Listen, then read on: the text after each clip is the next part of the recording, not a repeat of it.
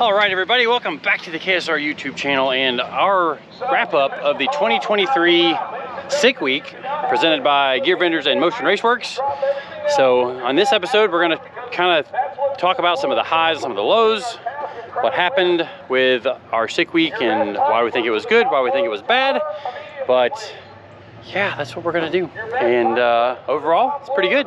But on the other side of the intro, we'll tell you what kind of problems we encountered with the old SoccerMom hot rod throughout the week. But at least happy to report that she drove back here to the trailer. Feels like she's on all 8 cylinders, which is way better than we finished last year. Because, you know, I blew the side of the cylinder head out on the last run at Sick Week 2022.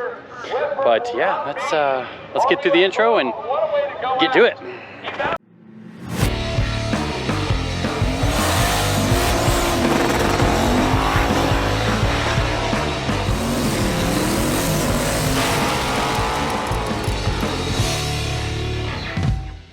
Alright everybody, this video is brought to you by AG1.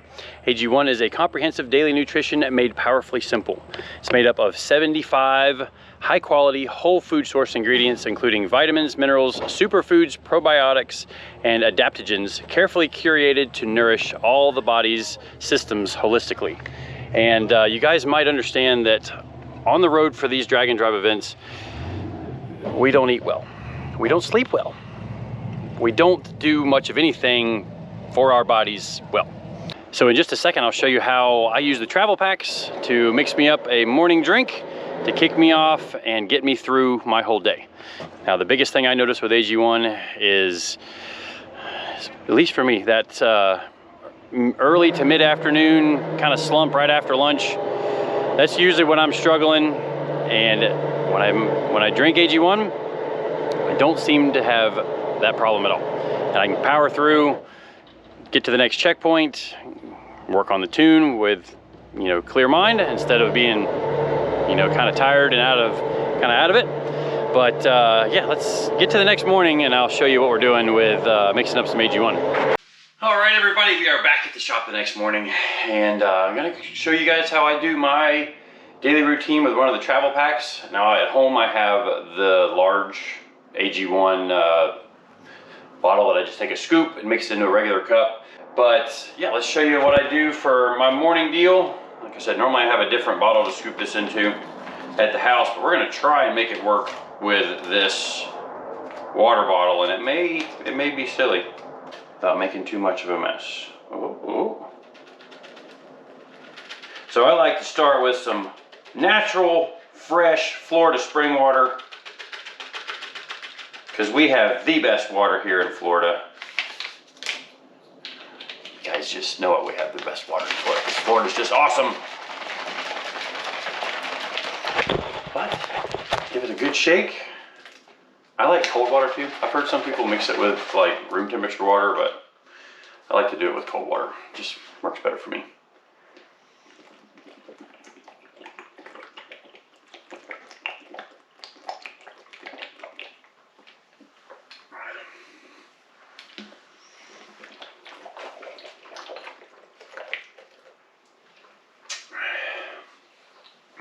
It actually tastes great. So a lot of people have asked me in person how the taste is and if I really do it. Yes, I really do it. And the taste is actually not bad. So like you just saw, it's a pretty effortless habit to get into, and it's great for your health and, you know, keeping you at your absolute top performance. And my best suggestion, if you want to find out how it works for you, is to go to athleticgreens.com/winwithksr. You can try some for yourself. So for those of you who purchase through our link, you will get a 1-year supply of vitamin D3 and K2, as well as 5 free travel packs. So again, go to athleticgreens.com/winwithksr, and you can join the Athletic Greens family like we have here at KSR. Back to the regular content. All right, well, you guys saw that we're back at the shop. And while we were coming back last night, somebody left their refrigerator door open because it's cold. I mean, like, when I left the house this morning, it was in the upper 30s. And for this Florida boy, that's chilly. I think it's been up into the 50s now. But it is a beautiful day otherwise. I mean, I don't know if there's a cloud in the sky. There were some fighter jets that were out there buzzing around the airport when I first came in this morning. I actually stopped and watched them take off. There's 3 of them, because if you guys didn't know, I like flying. Anybody that can get me a flight on a fighter jet, that would be sweet. Okay, just wishful thinking.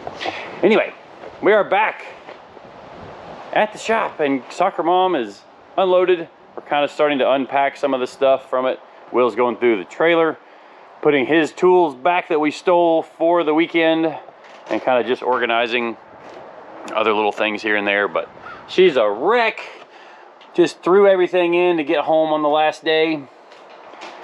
But this video, like I had said in the previous video, is we're kind of just going over what we thought for the week. I'm going to show you guys some data towards the end of the video, like of our faster passes. Going to overlay them, and we'll talk about it to show you you know, where we think there's improvements, what we think the potential is for the car. But the new Texas Speed 388 did awesome. I mean, didn't miss a lick as far as we know. And to go 187 miles an hour at 3,200 pounds is making some power. So the 5.3 that used to be in the car, yes, it has been a faster ET with a 739 at the Christmas tree race, but at that race we were 2,780 pounds. So over 400 pounds lighter. We went 184 miles an hour. It was kind of out of gear, so maybe it could have gone a little bit faster, but still, that is a difference of probably 300 horsepower, I think.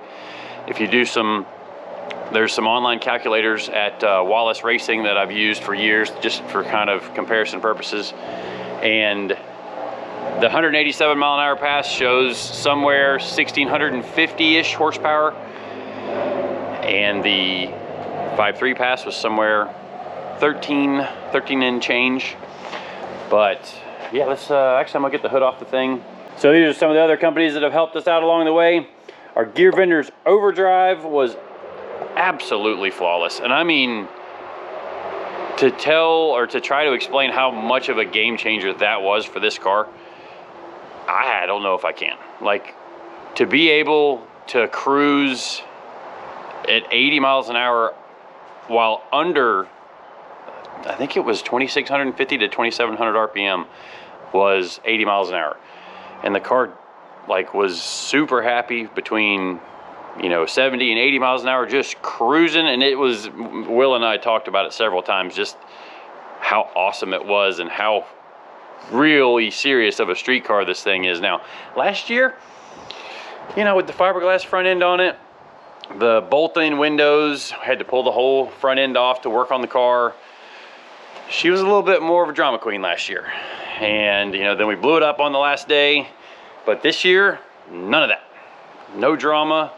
Like, literally the only problems we had was, we're not 100% sure yet about the transmission or possibly another issue. But I'll talk about that a little bit more when we go in the shop in just a second. But the guys at VP helped us out with a little bit of fuel. Our APIS injectors worked really well. And then, you guys always know we run Mickey Thompson tires. And actually, these wheels are Mickey Thompson wheels, which they don't make anymore. And I've picked on the guys at Mickey Thompson because they're a very popular wheel, especially the front wheels. But they don't make them anymore. But we're rocking them. And you guys can see we don't run a beadlock. We actually glue the tire to the wheel. Kimber mounts these up and has the secret, super awesome trick process down to doing it. And there's a method for making that all work. And we've been 108/60 foot with no beadlocks. Now you can see we put a mark when we mount them, or when Kimber mounts them, we put a mark on there that where we line up the rim, you know, with the mark on the tire there. I think they might be on backwards. Looking at how that one was spun. No, that one's right. So you can see that one spun just a little bit from when we mounted it.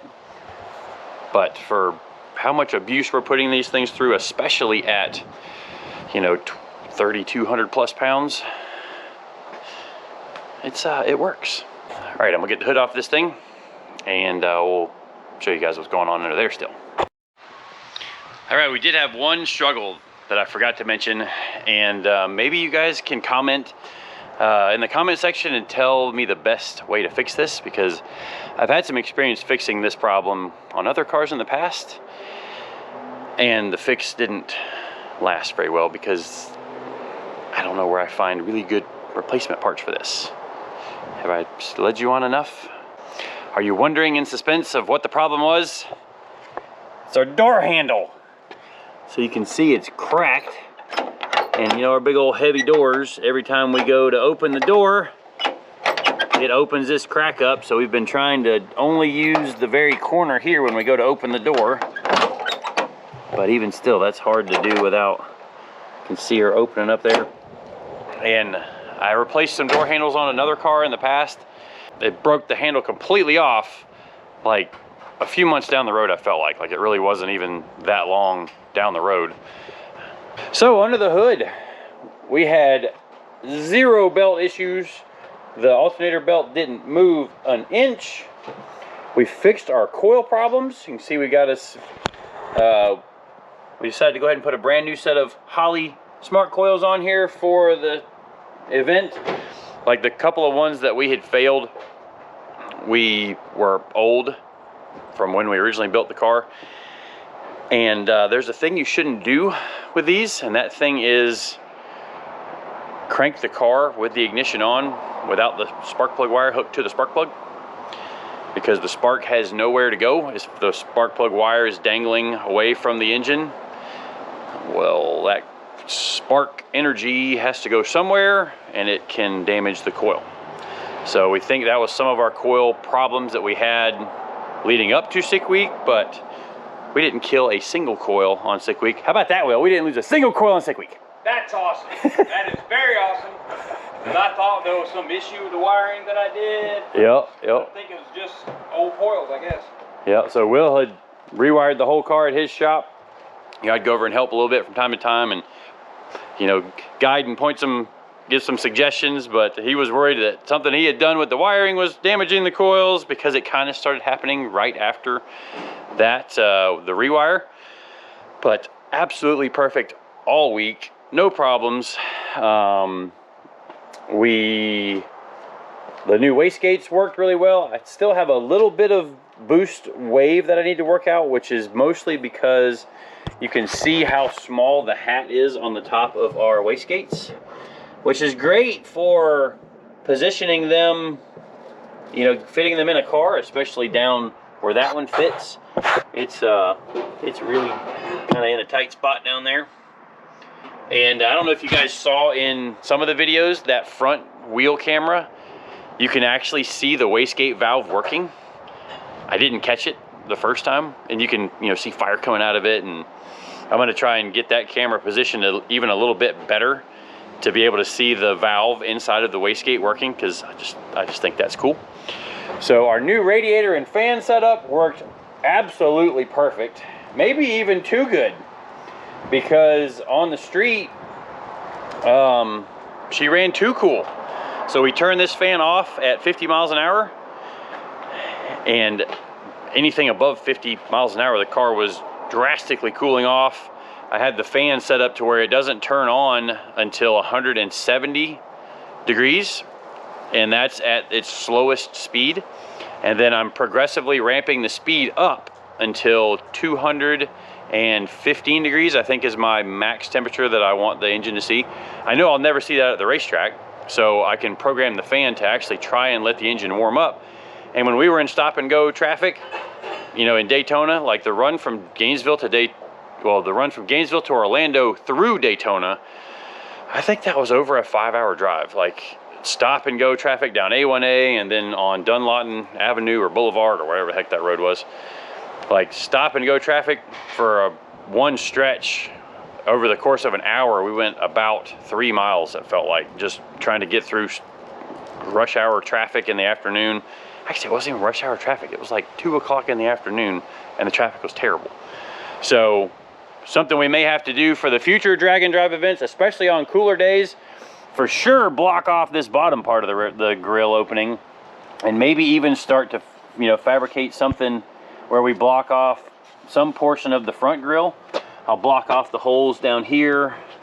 You know, something to actually reduce the airflow through the radiator, because I don't like to run them that cold. Well, on the run to South Georgia Motorsports Park, which was late because we swapped the transmission that night, driving down the interstate at 80 miles an hour, tugging the trailer, the temperature came all the way down to 128 degrees. That's not ideal. Like, it's not good for the piston, the cylinder wall clearance. You know, the engine is designed to be run at a warmer temperature, so we want to run it at that warmer temperature when we're going down the road. Typically on the starting line, I try to be about 150 to 160 degrees of coolant temperature. And then on the transmission, we try to keep the transmission between 110 and 120 on the starting line. So some different things we got to work out with all of that. But all in all, I think Sick Week 2023 was a great success for SoccerMom. Hopefully she'll be back next year for Sick Week. You know, there's going to be another car in the stable getting done, hopefully. And actually, for the Cutlass, which is the car I'm talking about, I'm going to ask you guys to stay on me about it, because my plan from here on out, starting next week, is we are going to do at least one video a week on the Cutlass. Next week's a busy week because I've got something that's very fun and cool we're going to go do with this car out at Gainesville Raceway with another friend who's going to be out there testing. Maybe you guys can put some things together to figure out what I'm talking about there. But that video will be coming out soon. Hopefully Tuesday or Wednesday, I think. Maybe Thursday. But in the meantime, there's going to be, you know, maybe it's working on some of the things that I still have to do to the engine for my Cutlass, as well as, you know, chassis things that are going to be happening pretty soon. I have decided to start completely over with a new chassis. So the chassis will be coming out from under the car, so we will be removing the body from the chassis. And yeah, you guys stay on me about it, because if I don't do one a week, I'm gonna have to do two the next week to make up for it, you know, keep the average all good.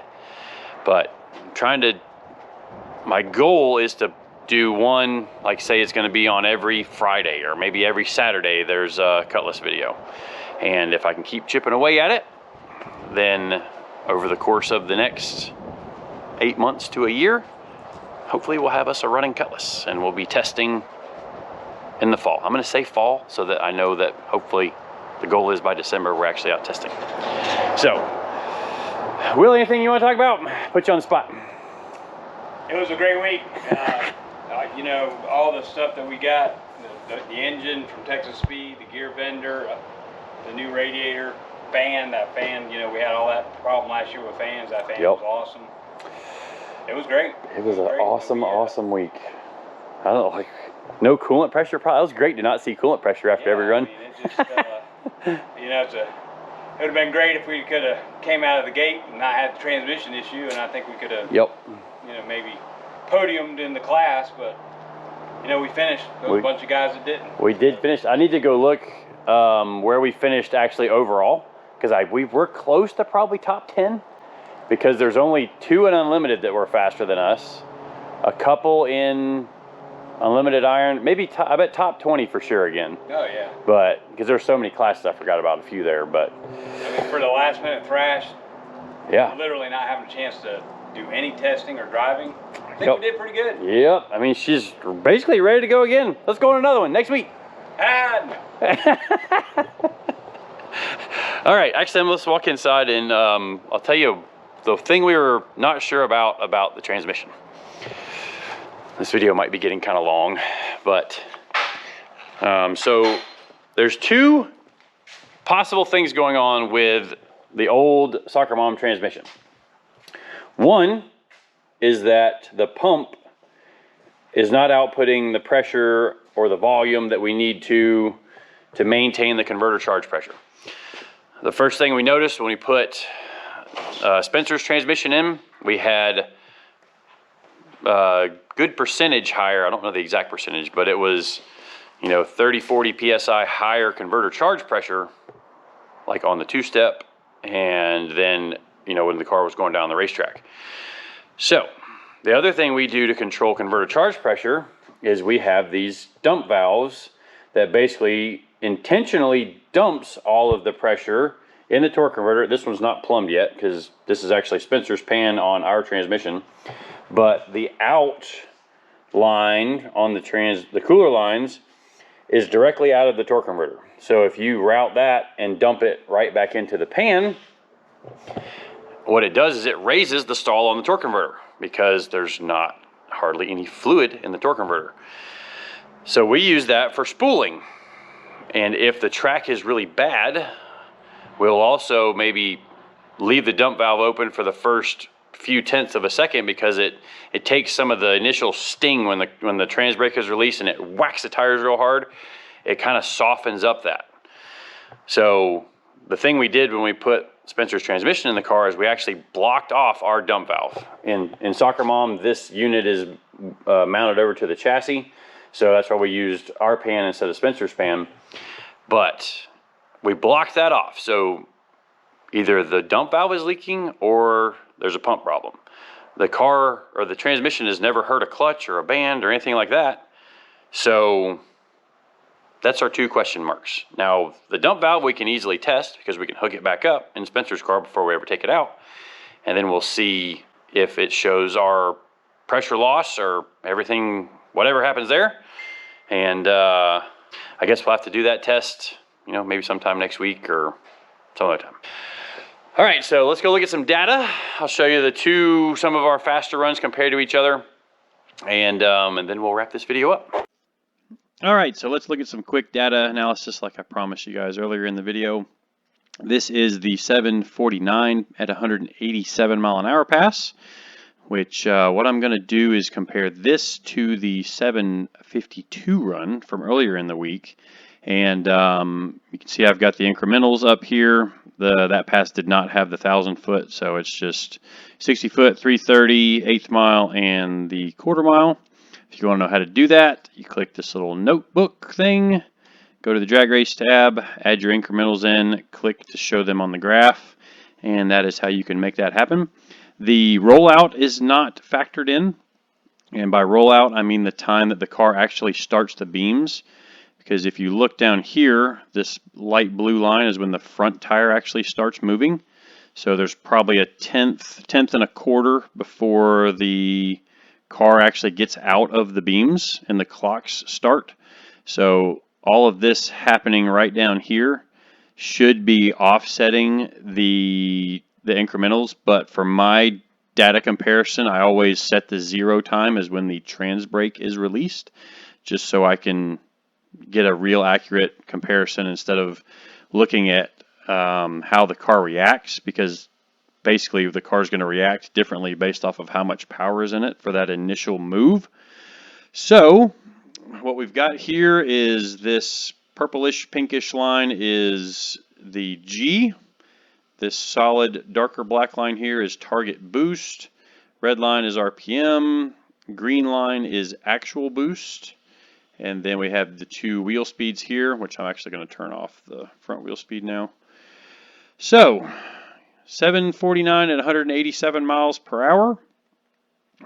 Nothing a whole lot to see there. You can see the boost is kind of delayed. I just hold the same boost because I was trying to get off the starting line at Orlando.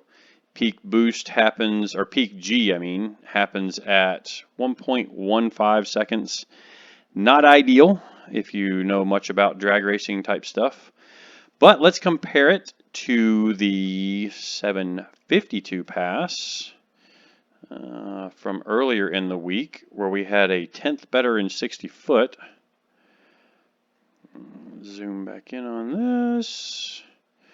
So already, if you kind of know what you're looking at here and what I'm going to explain, you can see big difference in the G early, and that primarily comes from higher launch RPM. So we were at 4,300 versus 3,900, like actually at the release of the trans brake, really close to 43 and a little bit below 39. Target boost on the leave was also higher, so we were at 9.4 on the 749 pass, 13.8 on the 752 pass, and the car accelerated a ton harder. So this is our target boost for the 752 pass. You can see it's higher, immediately comes up, and then plateaus all the way out here until 1.5 seconds. This is the same boost curve for the 752 pass that we ran on the 796 pass the day before. The reason it's delayed is because I was trying to give the transmission and converter a chance to catch the engine because of the converter charge pressure issue that we discovered, which I don't have time to discuss that in this episode because this data log analysis is already running nearly 4 minutes long. But a couple things you can see compared to the 749 pass. Lower initial boost, it crosses at 0.7 seconds, let's call it. And the 749 pass starts making up ground on the 752 pass. So if you look here at 1 second, the 752 pass is 7 miles an hour faster than the 749 pass. You can see a lot of that is due to this huge difference in G right at the release of the trans brake. So here at 0.549 seconds into the run, 2.14 Gs versus 1.55 Gs. And that just equals the car accelerating a ton harder. Now we have actually pulled 2.5 Gs here early in the run with the 411 combo in the car, which is more like what we had in the car for the Christmas tree race where the car went the 739. But that was also at just a fuzz less than 2,800 pounds. SoccerMom now sits at 3,200 pounds with all of the steel body parts on it and the iron block and the gear vendors and all that stuff. So definitely making a whole bunch more power to run faster mile per hour than we ever have gone before with the car sitting at a heavier weight. So that Texas Speed 388 is laying down the hammer, and we can't wait to get to another track day where we have a killer track to work with and put these G numbers and even higher G numbers. Like I want to run a combination of these two boost curves. I want to leave like this, and then right here where this peak G is, I want to ramp the boost all the way up to the target boost and get the car accelerating early, as well as the acceleration all the way out the back door, to probably run closer to 190 miles an hour.